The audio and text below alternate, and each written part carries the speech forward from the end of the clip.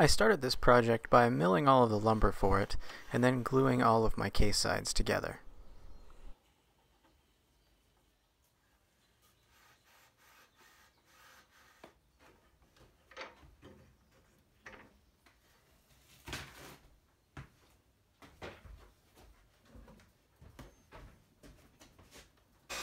With the glue dry, I took them over to my table saw and ripped them to width and cross-cut them to length.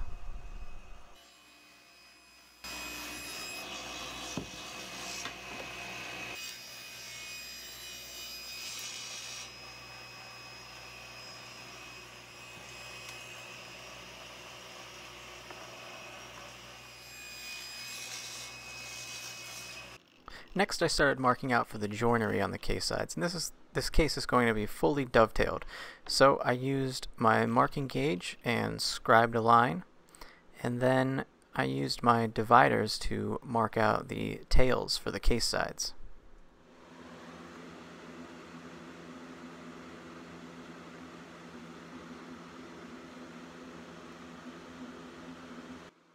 With that done, I grabbed a marking knife and scribed the line for the tails on the end grain, and then of course I marked out my waist. You always got to mark out your waist.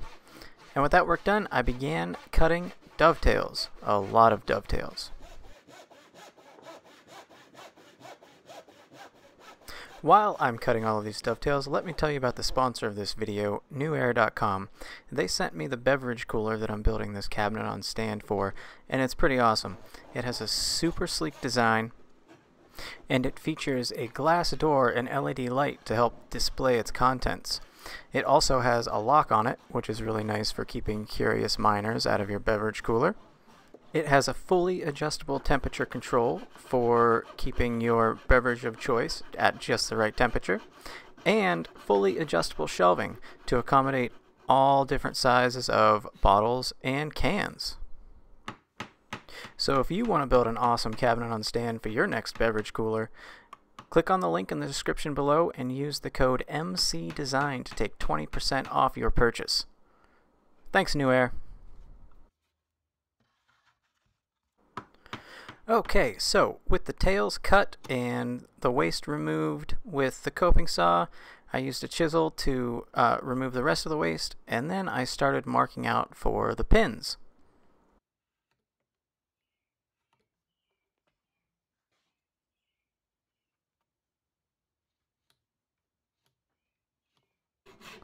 And then at this point it was sort of just rinse and repeat. I used a dovetail saw to cut out the pins, and a coping saw to remove the waste from in between them, and a chisel to get the waste that I couldn't get with the coping saw right down to my line.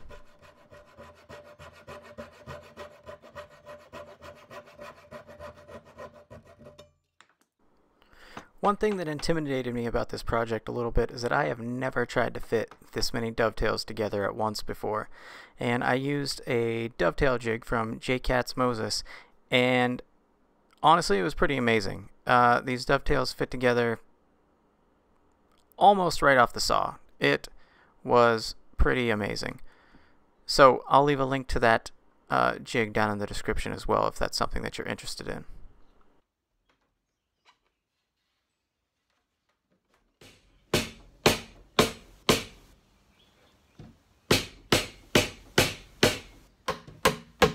And with all of the dovetails cut, it was time to glue the case together.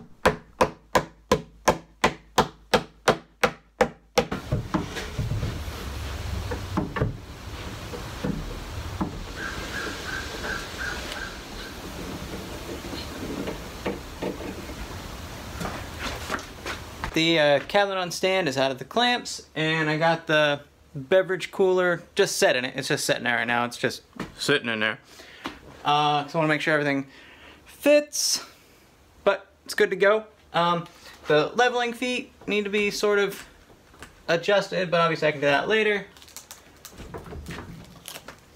Door opens. I think we're good. Alright, with the case all taken care of, I started to work on the base, and I began with the legs. So for this I'm going to do tapered legs, and they're going to be tapered on two sides. and I chose to taper them at my bandsaw. The last time I tapered legs, I used my table saw and just sort of a really rickety jig, and I didn't feel comfortable with it, and I didn't want to build another jig, so I figured bandsaw it is.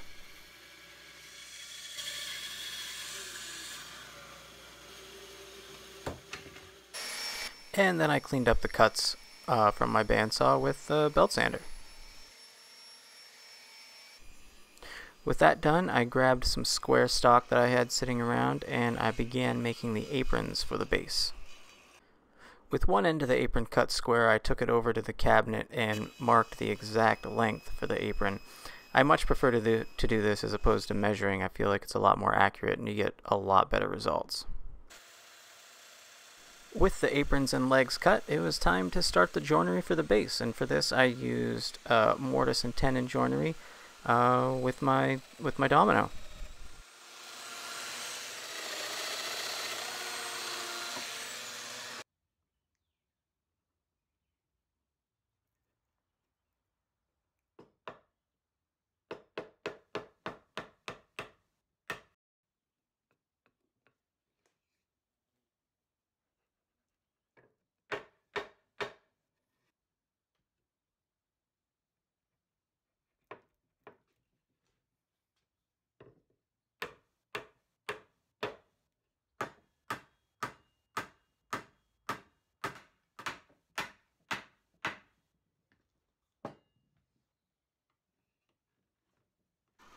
And with the base all glued together and out of the clamps, I could attach it to the cabinet.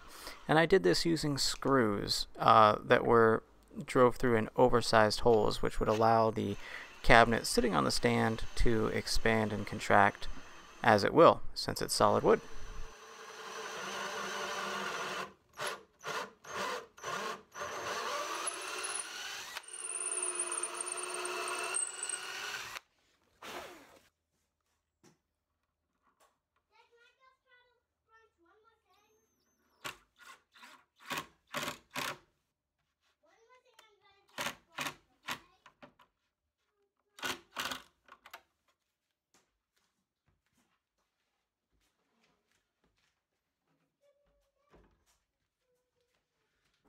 One final order of business here. I had to put this spacer in because the cooler has a hinge on the top of it and I needed to fill that space in, otherwise the top of the cooler, between the top of the cooler and the bottom of the cabinet would be a space and it would just look a little bit weird.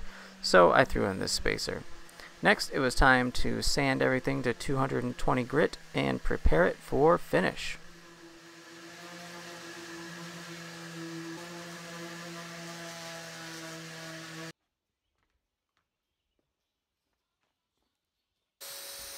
And for the finish on this cabinet, I went with my tried and true clear shellac. I love this finish. You can apply so many coats in one day because it only takes about 20 minutes for it to dry enough for you to apply another coat. And I got this whole thing finished and sanded and ready to go in one day.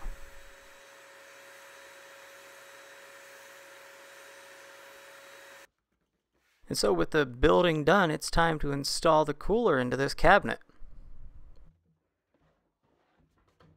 I left the back of the cabinet open to allow for ventilation for the compressor and all the stuff that's in there. I don't know exactly how it works, but I figured it probably needed to be ventilated. And there were a couple of holes in the back of it that I thought were perfect for screws to hold this cooler in place.